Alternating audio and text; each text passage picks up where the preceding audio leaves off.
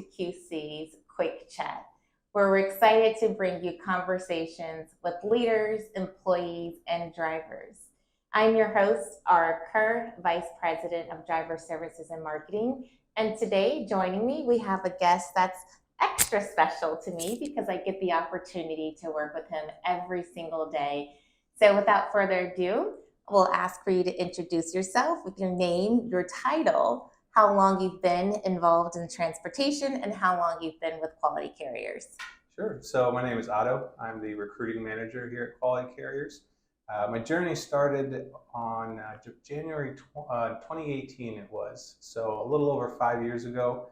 I started off as a recruiter and eventually worked my way here into this manager role. Awesome.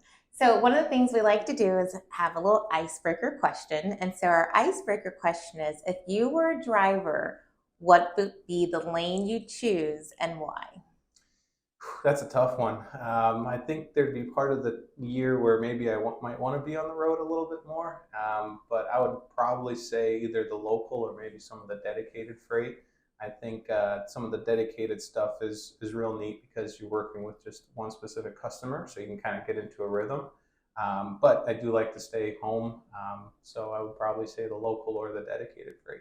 Awesome. I think we've heard that response before. So the other way we like to open our quick chat segment is we like to poll you, our audience, and find out what questions you want to know from our guests. So the question that was selected was, Otto, the audience would like for you to tell them what kind of began your journey, or what was your personal journey here at QC that led you to your role currently? Sure. So when I started off at QC, it was a very different environment. It was, and up until very recently, it still was very go, go, go. Find as many drivers as you can. So like I mentioned earlier, I started off in the recruiting field, obviously working with drivers directly, which was very interesting. You know, I'd worked with a variety of different types of recruiting in the past and insurance and things like that. But it was very interesting to start off, in the industry that we're in, and kind of working through being a recruiter, kind of learned the ins and outs of that. Really, like I said, enjoyed talking with drivers, enjoyed working with the team here. There were a lot of opportunities for us to improve our recruiting here, a lot of things to change, specifically being every industry needs that change and growth, but specifically in our industry, things were changing so quickly. It was very easy to find little things to improve and things to work on. And luckily, I was able to work with leadership and management that was very open to that feedback and very on the same pace and in the same lane, you could say, as myself and some of my other team members. So that kind of allowed us to make those changes and kind of make that growth. And obviously, individually for me, I was able to grow myself. So you started off as a recruiter and then you were promoted to the manager role. Correct. Mm-hmm. Awesome.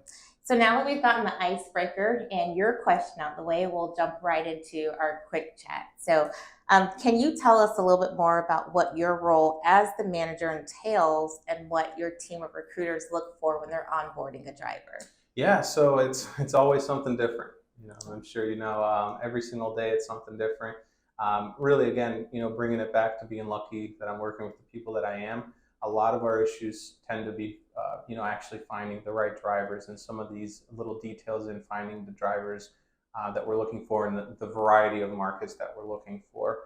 So really, a lot of what I focus on is just making sure that we have that consistency across the team, make sure everybody knows what they're supposed to be doing, and make sure everybody feels comfortable in the role that they're doing. So it's a lot of support, a lot of just making sure all of our T's are crossed, I's are dotted, and of course that all of our terminals and all of our terminal managers are satisfied with the drivers that we bring them and the capacity that we're able to improve for them. Tell us about some of the requirements that the recruiters are looking for when they're sourcing for the drivers to onboard at their terminals. Sure. So we don't always require tanker experience, but that's definitely a big plus. So we want to bring on the best type of drivers that we can. So, we're always looking for as much tanker experience, as much trucking experience. Of course, the first step is always making sure they meet our minimums. So making sure they have the necessary trucking experience. Making sure, of course, they have valid CDL, all the all those little details need to make sense, and of course their background as well, their motor vehicle history background too. So there's a lot of things we look at on the technical side, but just as an overall type of what we're looking for when it comes to drivers, we're looking as much as experience as possible, looking for excited drivers, safe drivers, because safety is really a big part of us here, especially considering the chemicals that we haul. Absolutely. So a few years ago, we started a process where we spoke directly to the operations directors and we started holding weekly calls. Our relationship with operations is so important for us to understand not only the terminal need, but the overall organizational need and growth goals. So can you tell us a little bit about the goals that you have and the information you're looking to extract when you're meeting with those operations directors on a weekly basis? Yeah, absolutely. I think first and foremost, the goal for having those weekly calls is to just have that consistent cadence where we're able to actually have those conversations. It's easy for things to kind of get lost in the mix when we're just relying on emails, right? Because we're not always going to go out of our way to type out an email about some little thing that might be going on. So things kind of get lost in the mix. So I think that's one of the biggest advantages of having those weekly calls. Obviously, there's other goals and other things we look to pull out of that, namely, exactly what the terminals are looking for recruiting wise. What type of driver are you looking for? What type of, what's the timeline that we're looking at? Is this some business that's coming down the line in 6 months, or is this something we need now? So all those details we can hash out. We also have the recruiters join us on those calls. So the recruiters can ask questions if there's any pending drivers that we haven't had a response from on the terminals. So it just brings everybody together, allows us to kind of talk through all those details and figure out, solve the issue as fast as possible. There's very little very little time that passes in between these types of conversations. So it's usually almost like a weekly update type situation that really makes sure that we don't miss any details. On those calls, we also have the retention team that joins us. So of course, the retention team can work with the terminal managers on any tough drivers that they might be having, problems with. Maybe the driver's unsatisfied with something. Maybe expectations weren't there. Maybe they weren't. Maybe they need something, right? So we have our driver advocates or our driver retention team that works with them, and also joins those calls. They go over any birthdays that the terminal managers might have for their drivers at their location. They talk about, again, any of those issues they might be having.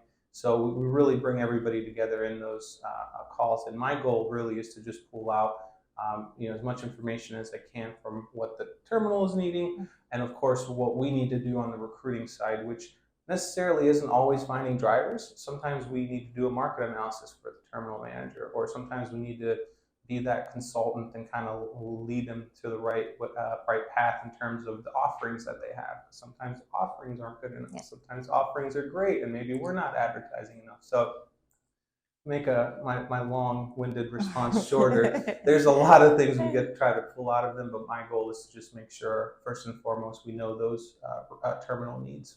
Absolutely. There's a lot that goes into those calls. So you mentioned advertising, and we recently relaunched a brand new driver recruiting career site, www.workforqc.com.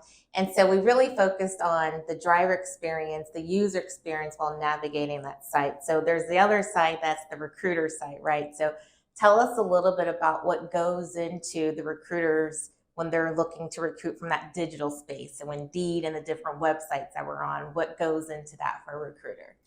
Yeah, so for a recruiter, that is just a whole big book that we can kind of read into and kind of discover all new things that they could be doing, and maybe that would be better to do. And that's kind of where the excitement in our role comes from. I think is just figuring those things out, and also really making it as easy on the recruiters as possible. So I think a lot of the things that we've done have streamlined that process for advertising and creating those pathways for recruiters where it's not always it's just a part of the process. It's not something new they have to do every time. Less manual. So the new career site, which really all the credit goes to the marketing team for designing and building and implementing. We obviously have an AI chatbot on there that really pretty much works 24 hours for us. So if a recruiter's not in the office, if it's outside of hours, they will set up an appointment with a recruiter to talk. So that goes a long way. Alongside, of course, as Ara mentioned, the revamping of our website, really exciting there. Looks brand new. Doesn't really look outdated anymore like our old one did, which did the trick, but Yeah. obviously it wasn't as nice as the new one. So all of that is the way we do all of our marketing now is filtered through that website. Indeed and Glassdoor and all these other websites, they pull those jobs from our career site. So really, the only thing the recruiter needs to manage and kind of takes a lot of off their shoulders, because the only thing they need to manage is just making sure that their ads are accurate within our ATS, our applicant tracking system. That's where we enter all that information. So it's a one-stop shop. Once they enter the information there, it gets spread to our website, it gets spread to Indeed. And really, our recruiters just need to focus then on the incoming applications, the incoming leads. And very rarely do we have to go on Indeed and actually do these, quote unquote searches and as I would call it, typical headhunting, because in most of our markets, we get enough movement just from that organic ads that we do. Of course, there's always a tough market here or there where we need to kind of do these outside of the box things, but I think a lot of what the marketing team has done and really what we've done as an organization has set up the recruiters for success. Yeah. So, part of our rebranding and getting rid of that old, outdated driver careers that we had came after we were acquired and became a subsidiary of CSX. So that's brought a lot of new, fresh ideas, opportunities to our drivers as well as to your team. So can you tell us a little bit about what it means for the recruiters to be able to speak to the fact that now we are a subsidiary of CSX and what that means to the drivers that they're recruiting? Yeah, absolutely. I mean, it's huge. I think, to speak to the stability of it is amazing. In trucking specifically, there's so many, mom and pop shop type companies, and you could say smaller companies that don't really survive some of these economic downturns, or whatever it may be. It may just be a lack in freight, or just a time in the in the year where it's slow. So you're constantly seeing companies go out of business, and that's something that I, as a recruiter, would hear from drivers all the time. I'm looking for a job because we went out of business or my contract ended. So being able to work with a company like CSX and being able to use that brand and use that image as a part of our company, it goes a long way. And I can say, before I was in the transportation industry, I knew about CSX, right? Everybody knows about CSX. It's one of those brands that it crosses industry borders. So I think just for the brand side of it, just to be affiliated with them is also just a huge plus. Absolutely. Well, I'm not impartial, right? I definitely have favoritism. And so I think we have by far the best driver recruiting team, not only because of the technology that we use, the relationship that we have with operations, and the offerings that we can offer to our drivers. So with that, I thank you for taking some time out of your busy, busy schedule of working with our recruiters and managing the recruiters and speaking with us today as a part of our quick chat. So that concludes our quick chat series and our quick chat conversation today. So make sure you stay tuned for our next quick chat series. And we look forward to having you again next time. Have a great day.